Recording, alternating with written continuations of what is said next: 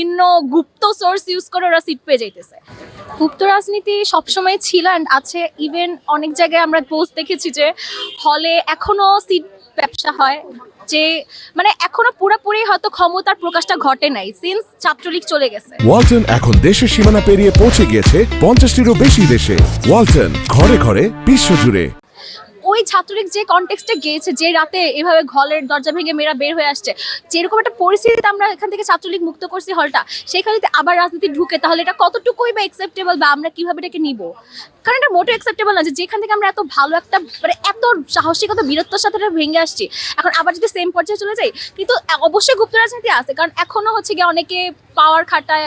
এখন দলের নাম আমি আর নিতে চাচ্ছি না, কিন্তু অনেক গুপ্তভাবে অনেক পার্সন আছে যারা হচ্ছে কি নতুন যারা এসেছে ভার্সিটিতে, ওরা অ্যালোকেটেড হলে সিট পাওয়ার আগেই অনেক বিভিন্ন গুপ্ত সোর্স ইউজ করে ওরা সিট পেয়ে যাইতেছে।